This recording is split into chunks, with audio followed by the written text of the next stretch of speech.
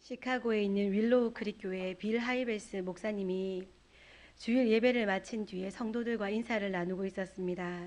그때 한 성도가 다가와서 자신은 차량 정비를 하는 정비사인데 교회 성도들 중에서 오래 탄 차를 바꾸려는 사람이 있으면 그 차를 팔지 말고 정비한 뒤에 차가 없는 사람들에게 나눠주면 좋겠다고 제안을 했습니다. 또 수리는 자기가 맡고 수리비는 일체 받지 않겠다고 말했습니다. 빌 하이베스 목사님은 뒤에 많은 사람들이 인사를 하려고 기다리고 있었기 때문에 진지하게 듣지 못하고 그냥 예, 좋은 생각이네요 하고 넘어갔습니다. 그런데 이 이야기가 빌 목사님의 마음에서 떠나지 않았습니다. 교회 리더들이 모인 자리에서 말할 수 있는 기회가 있었지만 성도들이 부담스러워할까봐 말을 꺼내지 못했습니다. 그런데 계속되는 마음의 부담감이 하나님께서 이 일을 원하시는 것 같이 여겨져서 다음 모임에서 리더들에게 말씀을 꺼내셨습니다. 말을 하긴 했지만 다른 안건에 슬쩍 집어넣어서 대충 이야기하는 것으로 끝냈습니다.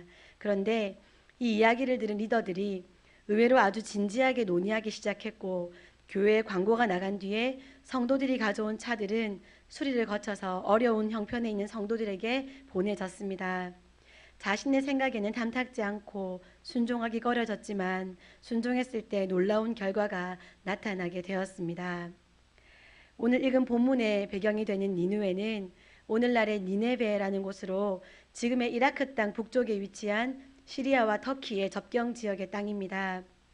니느웨를 수도로 한 아수르가 세상을 호령하던 300년 동안 이스라엘은 아수르의 잦은 침략과 약탈로 고통을 당하면서 조공을 바쳐야 했습니다. 아수르 민족은 너무도 잔혹했습니다. 그 당시에 가장 악랄하고 무자비한 민족으로 알려져 있을 정도였습니다. 그 악랄함이 여러 자료들에 너무도 적나라하게 잘 표현되어 있지만 굳이 이 행복한 삼교구 주간 예배 시간에 그 악랄함을 말씀드리려고 제가 적었다가 지워버렸습니다. 우리가 아는 악랄함 그 이상이다 라고 생각하시면 될 것 같습니다. 이런 나라에, 이렇게 악랄한 나라에, 게다가 직접적으로 우리나라에, 나의 민족에, 내 가족과 형제에게 아픔을 주는 그들에게 하나님은 심판의 메시지를 전하라고 오늘 요나에게 요구하고 계십니다. 요나는 하나님의 명령을 들으면서 그 목소리에서, 하나님의 말투에서 이미 그들을 용서하고 싶어 하시는 하나님의 마음을 충분히 느낄 수 있었습니다. 그래서 그들이 회개하고 용서받는 기회를 주고 싶지 않아서 하나님 말씀에 불순종하고 니느웨 반대편인 다시스로 가는 배를 타고 도망을 갑니다. 그러나 그는 풍랑을 만나고 배에서 풍랑 속 바다로 던져지고 물고기에게 먹히는 등 여러 가지 고난의 시간을 거치면서 하나님께 두 번째 명령을 듣습니다. 하나님은 조금도 달라지지 않으셨습니다. 네가 오죽하면 그랬겠냐. 알겠다. 그럼 다른 사람 보내지. 혹은 아수르가 좀 너무 심하긴 하지. 그러면 그냥 놔둬라. 죄의 값을 치르게 하자. 이렇게 하나님의 뜻을 돌이켜 주시지 않으셨습니다. 물고기 뱃속에서 사흘 동안이나 고생을 하다가 물고기가 토를 하면서 육지에 뱉음 당한 요나에게 하나님은 요나야 일어나라. 요나야 일어나라. 일어나봐. 그리고 저 큰 성읍 니느웨로 가서 내가 너한테 말한 거 있지? 그거 그들에게 선포해라. 끝. 1장 1절에서 요나에게 사명을 요구하시던 그 목소리 그대로 말씀하십니다. 그러나 하나 달라진 것이 있습니다. 1장 2절에서는 우케라 알레하라고 말씀하십니다. 전치사 알이라는 것을 사용하셨는데 이 전치사의 용도는 강렬함입니다. 강력함입니다. 강력한 경고, 강력한 기도의 부르짖음, 그때에 사용되는 전치사가 알이라는 전치사입니다. 즉 요나에게 회개를 요청하는 강력한 경고를 전하라는 말씀을 하셨습니다. 그런데 3장 2절에서는 우케라 엘레하라고 말씀하십니다. 알이라는 전치사가 아니라 엘이라는 전치사를 사용하십니다. 이 엘이라는 전치사는 유익을 위한이라는 의미를 가지고 있는 전치사입니다. 무슨 말씀이냐 하면 하나님은 니느웨가 회개하면 노여움을 풀어주시고 그들을 용서해 주실 불쌍한 영혼들에게 기회를 주시고 다시 살려주려고 하시는 더 유익한 일을 위해서 요나 너가 가서 선포해라 라고 명령하시는 것입니다. 요나는 두 번째 명령을 듣고 결국에는 니느웨로 가게 됩니다. 니느웨는 성벽 높이가 30m 정도였고요. 출입문의 폭은 전차 4대가 나란히 지나갈 만큼 거대한 성이었습니다. 면적은 220만 평, 인구는 12만 명 정도였습니다. 아수르라는 대국의 수도였으니 그 위용이 대단한 성이었습니다. 사흘을 걸어야지 그 성을 한 바퀴 정도 돌 수 있을 그 정도의 크기였습니다. 요나는 심판이 아니라 회개를 원하시는 하나님의 뜻과 목적이 못마땅했지만 너무 많은 고난으로 더 이상 사명을 거절하지 못하고 시키신 말씀을 선포하기 시작합니다. 40일이 지나면 니느웨 무너진다. 40일 지나면 니느웨 무너진다. 40일 지나면 니느웨 무너진다. 딱 하루 동안만 하나님의 용서에 대한 여지는 절대 말해주지 않고 회개는 어떻게 하는 것이다 라는 것도 절대로 말해주지 않고 니느웨에 대한 심판의 메시지만 너무도 단순하고 간결하게 전합니다. 그런데 이게 웬일입니까?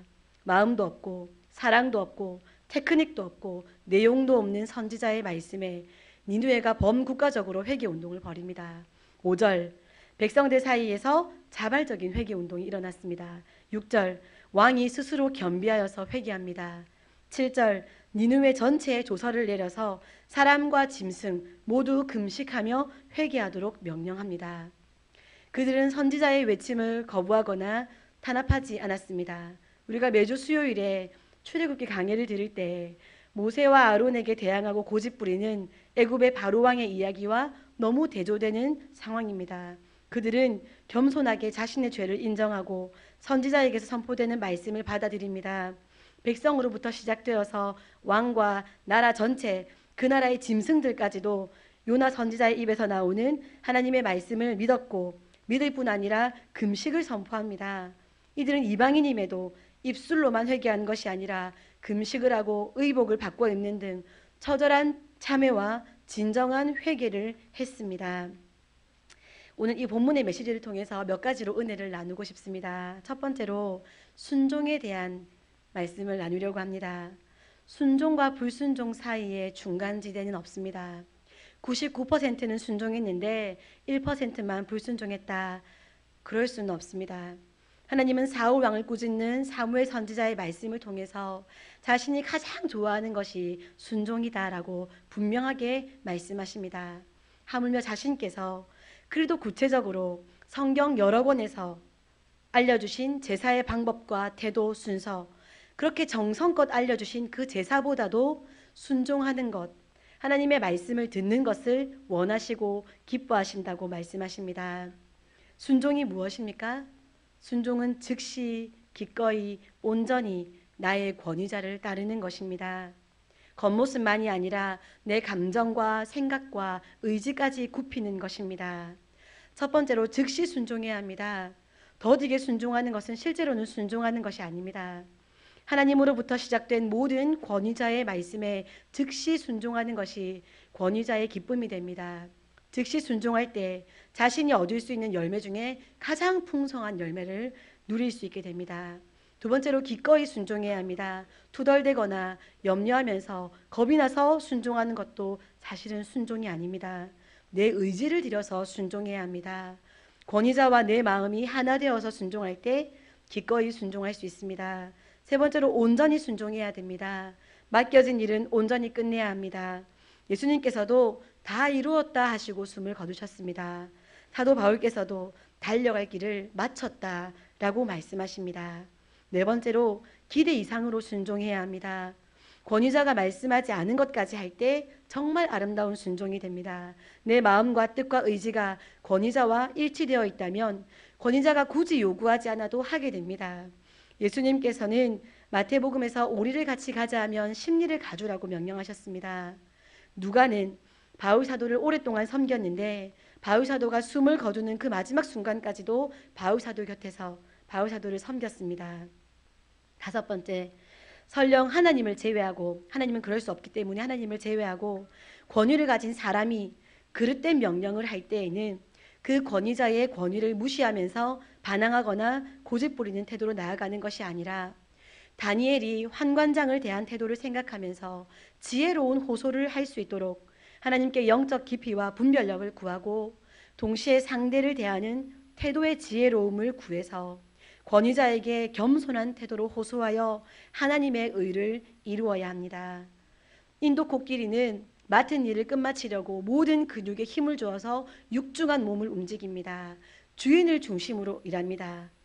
나의 크기에 비하면, 나의 힘에 비하면 아무것도 되지 못할 것 같은 그 사람 주인, 그의 명령을 따릅니다. 지게차, 불도저, 트랙터가 다 붙어서 해야 할 일을 혼자서 해냅니다. 인도 코끼리는 주인의 말 한마디나 신호가 떨어지면 심지어 내디디려고 했던 발을 든 채로 그 자리에 멈추어 섭니다.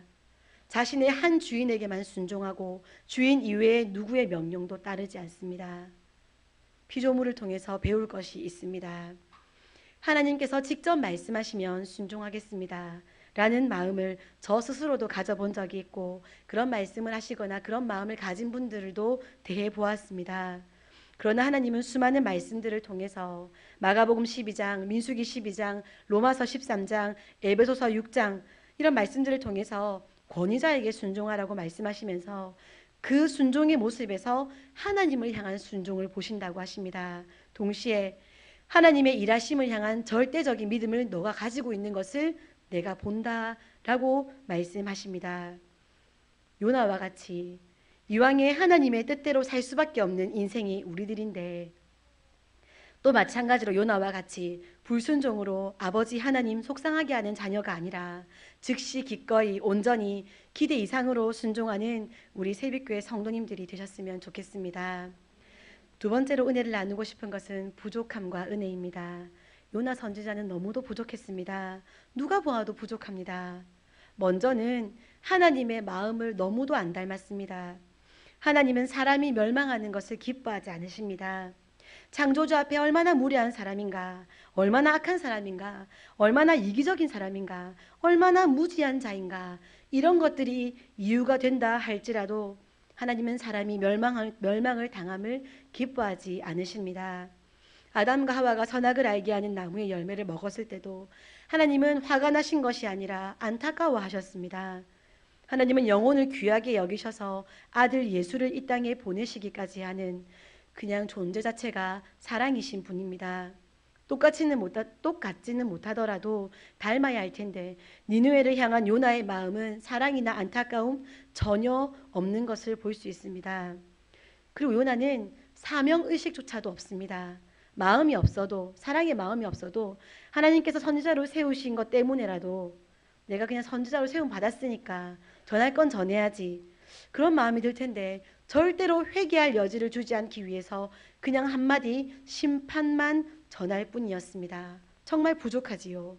하물며 그리스도인들을 잡아가고 죽이고 쫓아다니면서 괴롭히는 바울 같은 사람에게도 안수하여 준 아나니아 같은 사람도 있는데 말입니다. 요나의 부족함이 너무도 많이 드러나는 것이 요나서입니다. 그의 미성숙한 성품, 하나님에게까지 분을 내는, 내가 죽기까지도 당당히 화를 낼 수 있습니다 라고 하나님께 말하는 그 미성숙한 성품, 그런 것도 여지없이 보여주십니다. 한 시대에 쓰임받은 선지자의 치부를 왜 이리도 적나라하게 보여주시는가? 사람이 다 이와 같기 때문입니다. 요나 선지자만이 아니라 저와 우리 모두가 사실 다 이 정도이지 않습니까?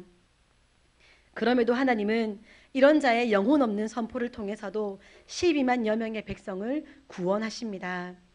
하나님은 우리에게 위대한 일을 하라고 요구하시지 않으십니다.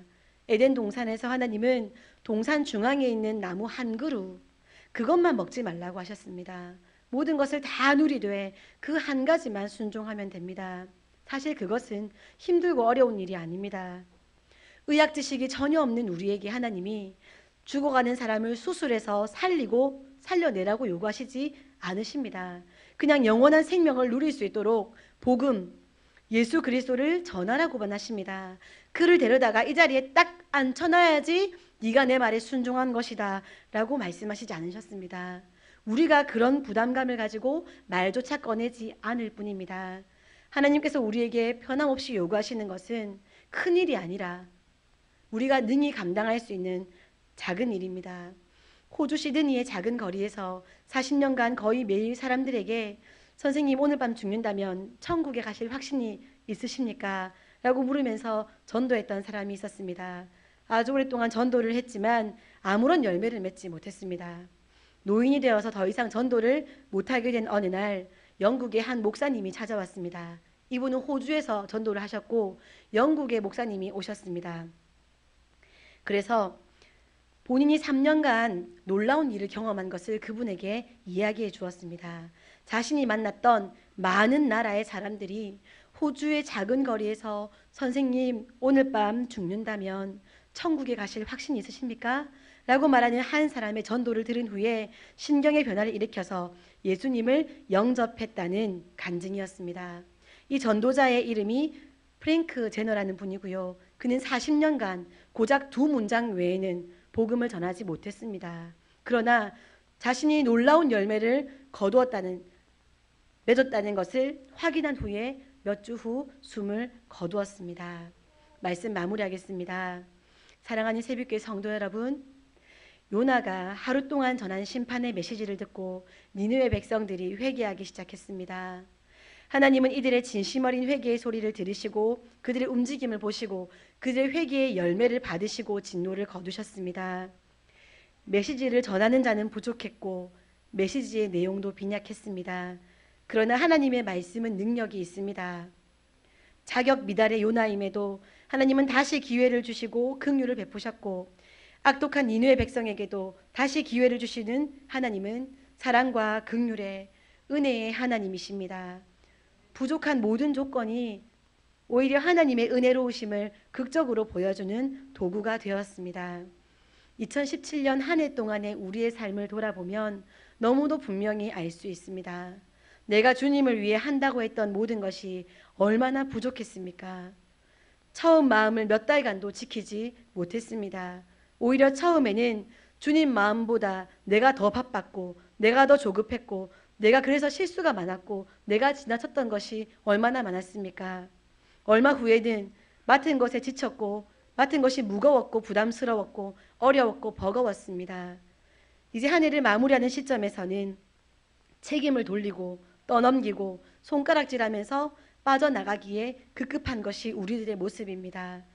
그래서 우리 새빛교회가 우리의 가정이 어떻게 되었습니까? 우리의 부족함 때문에 새빛교회가 무너졌나요? 우리 가정이 망가졌습니까? 아닙니다. 감사할 따름입니다.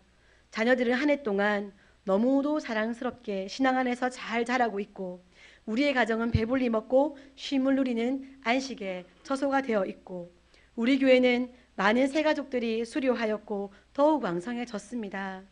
예수님의 생신을 준비하느라 분주하고 내년의 계획으로 웅성웅성합니다. 은혜 아니면 있을 수 없는 열매들을 우리는 눈으로 보며 살아가고 있습니다. 2018년에도 우리는 변함없이 사역으로 대표기도 담당으로 예배 인도의 자리에서 봉사로 헌신으로 나아갈 것입니다. 우리는 부족합니다. 그러나 우리의 부족함이 우리가 주의 부르심 앞에 나아가는 데에 걸림이 되어서는 안 됩니다. 우리 중에 잘하는 누군가만 골라서 부르시는 분이 우리의 하나님이 아니십니다. 우리가 부족한 것을 가장 잘 아시면서도 우리를 사랑하셔서 우리가 드리는 그 작은 것도 받고 싶으셔서 우리에게 맡기시고 그 적은 것에 능력으로 역사해 주셔서 열매를 거두게 하시고 실제로는 그 열매를 통해서 우리가 행복하고 우리가 누리게 해주시는 것이 우리 하나님의 은혜입니다. 자녀들이 부모님께 다이아 반지 사드리고 명품 가방 사드리고 외제차 뽑아드리니 기분 좋고 행복하고 만족스러우신 것 아니지 않습니까? 다윗 사도께서는 고린도전서 4장 20절에서 하나님의 나라는 말에 있지 아니하고 오직 능력에 있다고 하셨습니다. 베드로 사도는 성전 앞에서 구걸하는 안진뱅이를 향해서 은과 금은 내게 없거니와 내게 있는 이것을 너에게 주노니 나사렛 예수 그리스도의 이름으로 일어나 걸으라 라고 선포했습니다. 우리에게 필요한 것은 은과 금이 아닙니다. 화려한 언어 사용, 세련된 테크닉, 깜짝 놀랄 만한 재능 이런 것들이 아닙니다. 우리에게 절실한 것은 하나님께서 하신다 하는 믿음과 그 하나님이 나를 통해서 일하고 싶어 하신다 하는 부르심 앞에서의 순종의 움직임만 필요할 뿐입니다.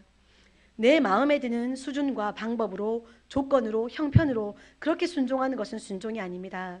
하나님의 말씀에 순종하는 것이 진정한 순종입니다. 우리의 작은 순종을 통해서 하나님의 은혜가 더욱 값지게 드러나고 우리 하나님께서 영광을 받으시면서 기뻐하신다면 그것이 우리에게도 가장 행복한 일들이 되었으면 좋겠습니다. 사랑하는 성도 여러분, 충분합니다. 그 모습 그대로 순종으로 나아가시면 됩니다. 하나님께서 능력으로 역사하시고 2018년에도 우리의 그 작은 움직임을 통해서 하나님의 나라가 우리 새빛교회를 통해서 왕성해지고 열매가 풍성해질 것을 믿습니다. 기도하겠습니다.